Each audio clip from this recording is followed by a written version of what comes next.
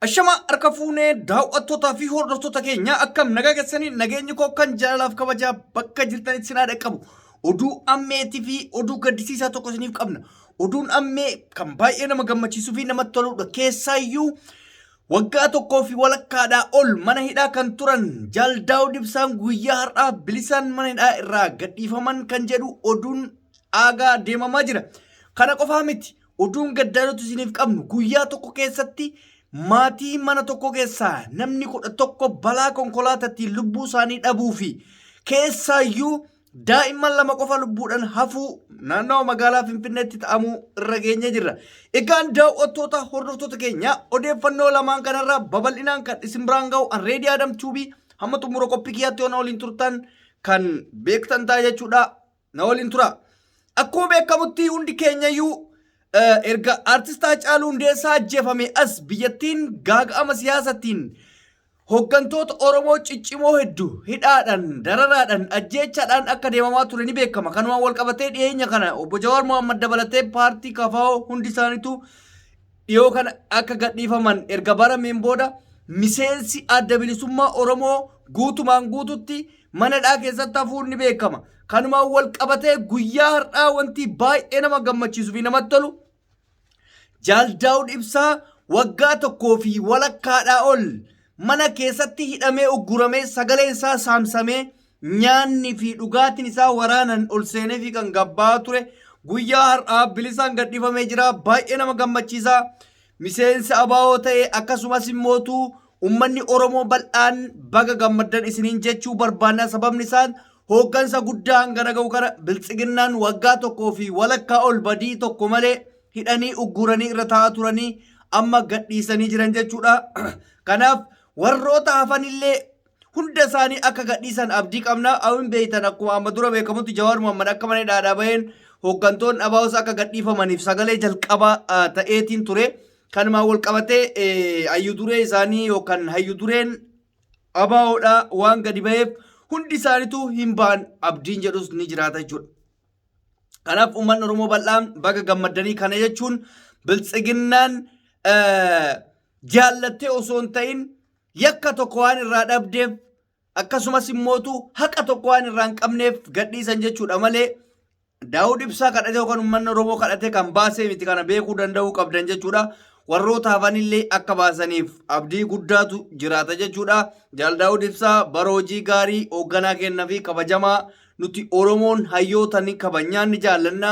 Hundi isaaniitu hooggantoota keenya hayyoota keenya fuuldura keenya haa dhaabbatanii gaafa isaan akkas gadhiifamaniitiin lubbuu isaaniitiin jiraataniyyuu nuuf gammachuu hangana hin jedhamnedha jechuudha. Dirqama achii gadi ba'anii akka duraanii san nuuf gochuu osoo hin taane lubbuu isaaniitiin qofa jiraachuun waan guddaadha. Qabsoo karaa danda'ameen namuu itti oofaa jechuudha. Kanaaf kuni waan baay'ee baheessa jedheen amana.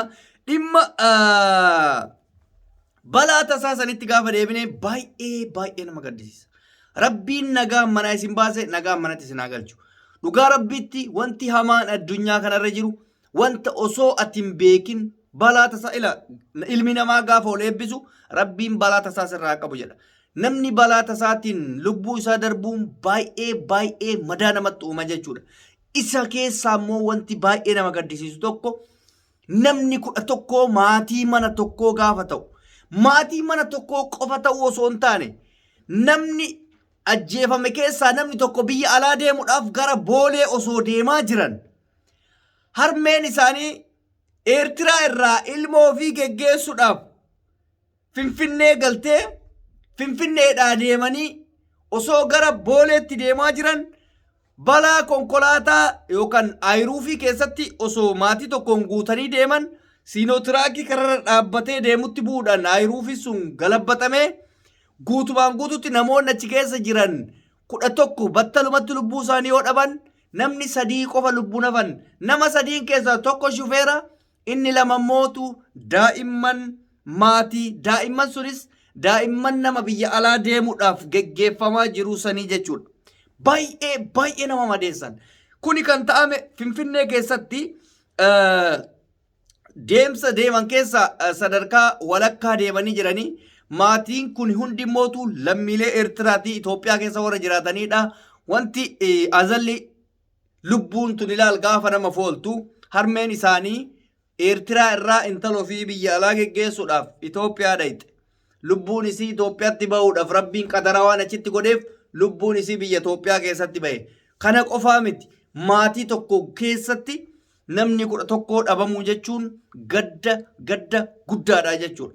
Daa'imman lama immoo akka tasaa lubbuudhaan hafanii jiranii daa'imman hafan sun daa'imman nama biyya biraa deemaa turteeti. Dhugumatti baay'ee nama gaddisiisa.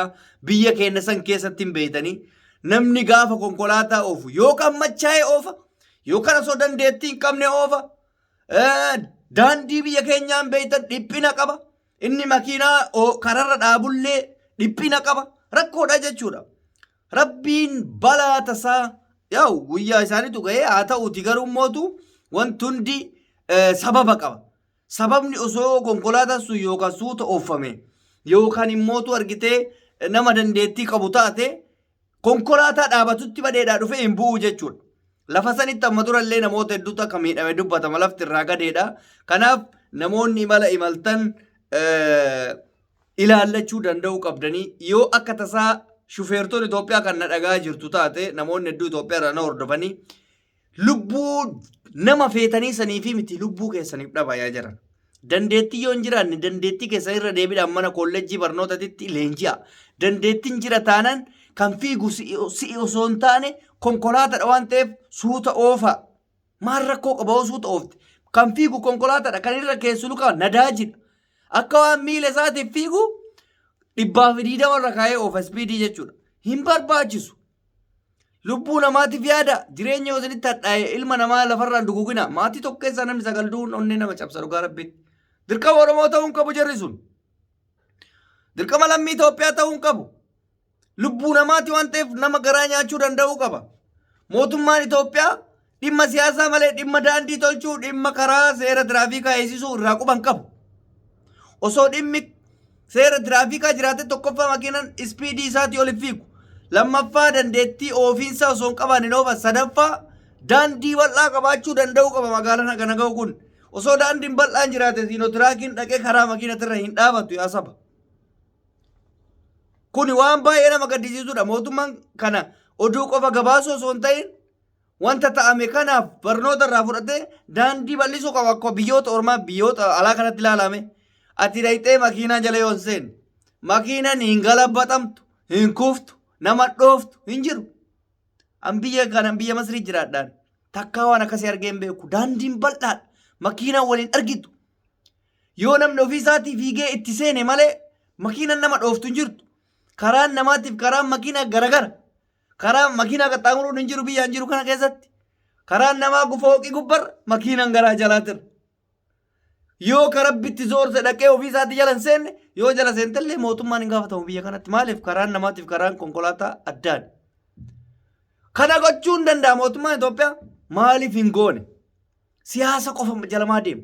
Diinagdee mi'eesse jiruun qaalii taate wanti hundi qaalii ta'e kanuma kana tolchuu akkamitti akka dadhabuun na dhiba. Kanaaf bar mootummaan kun gabrummaan jalqabaa isuma kana laale. Gabrummaan dirqama siyaasa qofaa miti. Biyyattiin sun kufaatii keessa galu.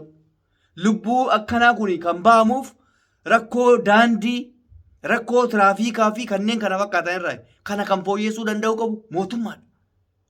Guyyaadha jennee bira darbuu hin qabnu. Guyyaa isaatu ga'ee jechuu danda'uu hin qabnu. Guyyaan kee ga'uu fi ga'uu dhabuu sababa qaba. Sababni wayii yoo hin jiraanne guyyaa malee hin duutu. Argitee? Rabbiin balaa tasaatiin nama hin ajjeesiniin argitee of eeggachuun waan jiruudha. Garuu ani hin beeku guyyaatti du'u. Dursee immoo waan kana kan gochuu qabu mootummaa ture. Garuu baay'ee nama gaddisiisa. Dhugaa rabbitti onnee kiyya keessa hin gadde. Nama 11 maatii tokko keessa dhabuun haamileen namaatu miira akkamiitiin maatiin sun akka onneen isaanii nagaa argatee fayyuu hin beeku. Rabbi jajjabina isaaniif haa kennu. Rabbiin balaa tasaa hunda keenya irraa haa qabu isiniin jedha. Bakka deemtanitti of eega. Kan hafe rabbitu nama eega. Shufeertonni hadaraa keessan konkolaataa suuta oofaa. Uummata nurraan fixinaa. Lubbuu teessaniifillee yaada lubbuma keessaniifuyyuu. Balaa cimatu irra ga'e namoota hafan nama 3 qofa hafe 2 ijoolleedha tokko shufeera balaa hamaatu irra ga'e. Kana dhaga'uun gurra namaatiif gaarii miti. Kanumaan isiniif dhaama. Hundi keessanuu galatooma ulfaadhaa baga gammadda warri immootu bahuu jaal Daawud Ibsaatitti dhageessan jechuudha. Kanaaf waan jiruu fi waan dhageenyu isin biraan kan geenyu ta'a. Egaan daawwattoota hordoftoota keenya hanga ammaatti kan isin waliin ture Reedii Adam TV namoonni chaanaalii keenya faarii taatan sabskiraayib gochuun maatii keenya dabalamaa ulfaadhaa kabajamaa isin jaallannaa isin kabajnaa nagayannaa tura.